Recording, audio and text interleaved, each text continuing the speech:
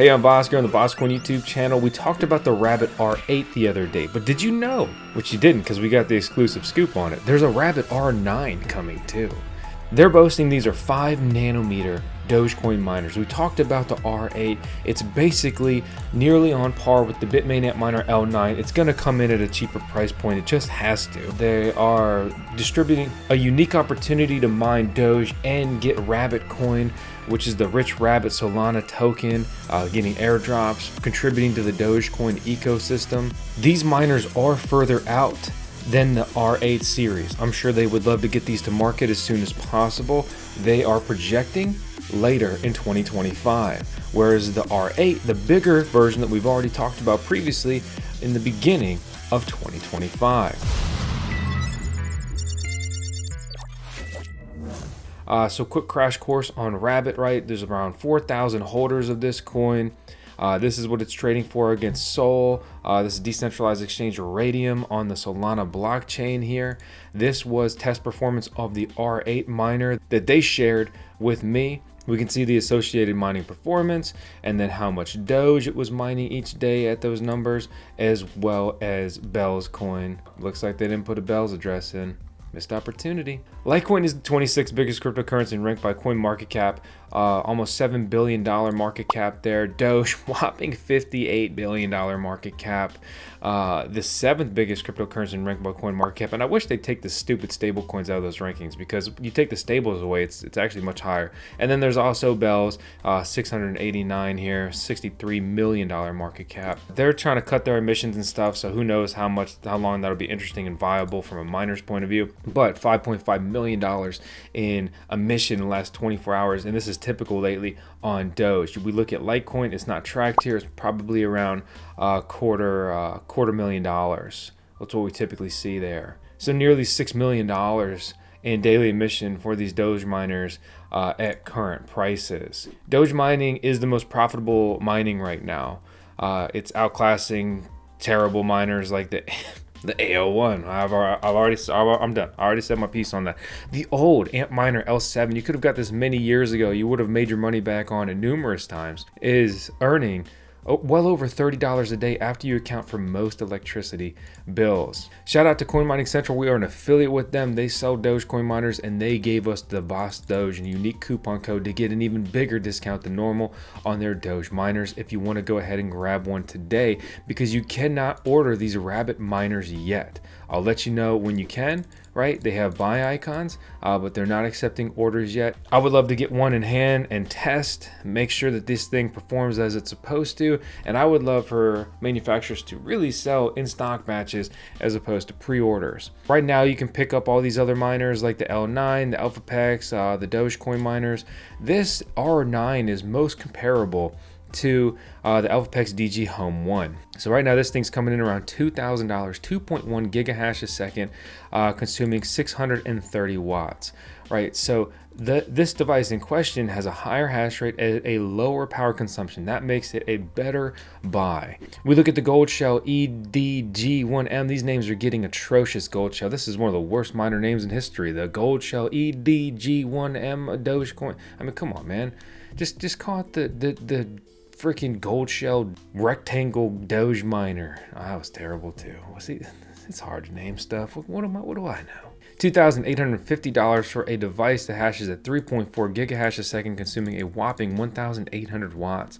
It may be better to look at the 2.6 gigahash a second low power mode, which is basically the mining performance of the R9, but at literally double the power consumption. So this is a miner that's only profitable because Dogecoin is absolutely pumped here. With new Doge miners hitting the scene like the volcminer D1 and essentially sharing a factory, right, with these Rabbit miners, but the Rabbits reportedly have newer, better silicon chip technology in them. We haven't even gotten to talking about the Swan C1, unrelated to Doge mining, right? But then there's also the 1024 LD4, another Doge miner, which has a really old release date and not really all that great performance, but because Doge is such a high price right now, these things are earning a lot. And I know some people, they're thinking, well, what about my L3 Plus? Dude, if you have 6 cents per kilowatt hour, you would be turning a profit on these. That's crazy, really. these things would be making it 7 cents, 67 cents a day.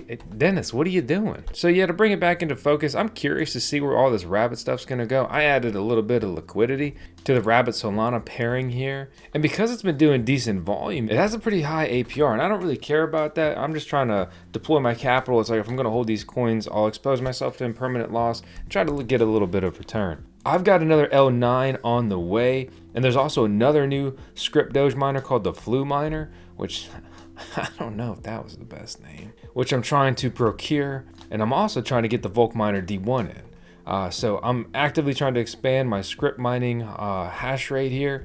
There's a lot of money to be had in the Doge mining game.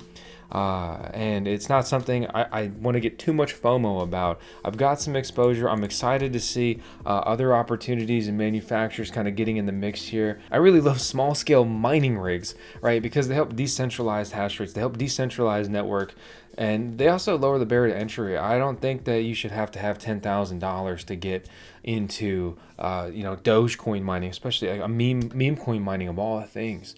Having small scale mining rigs opens the door to just lower prices and that ability to get in the game. It's crazy. I think about this sometimes. I look back when I got into mining, I could get some of the best miners around for like $1,000. A lot of money. I'm talking ASIC miners, right? Purpose-built custom computer machines, not just even building GPU mining rigs and things like that, which in the beginning I was buying ASIC miners and building my own GPU mining rigs, and it was a crazy ride. Learned a lot. I've been at this for around 10 years nearly at this point, but it's just scary. It's terrifying. It's wild because looking back, right, if I had to spend 10 grand to get into an L9, I didn't have 10 grand. I could never have gotten into the mining game. And that just sucks. That's frustrating. This is my initial review of the Antminer L3 Plus. I purchased one. Ultimately, I think I paid around like $1,400. So it's the 23rd when I'm making this video, and you can see my numbers. I'm pulling about 0.7 of a Litecoin a day, which I think equates out to like 33 bucks or something.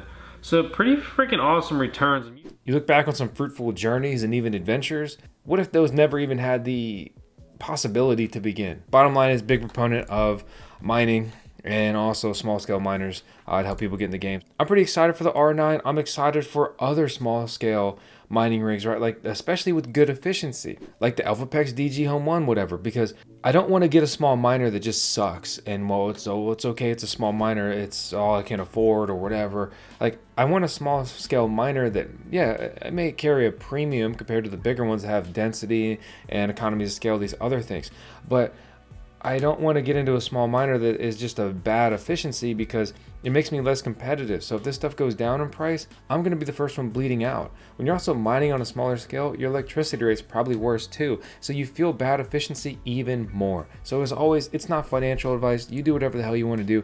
I'm Vosk. You're on the VoskCoin YouTube channel. I hope that you subscribe, stick around, and I'll see you in the next video. We're publishing so much stuff lately. There's so much stuff to cover. It's crazy. It's fun. It's fun getting after it. Hope you are too. 10 seconds tails. Of course, I never forget. Run it.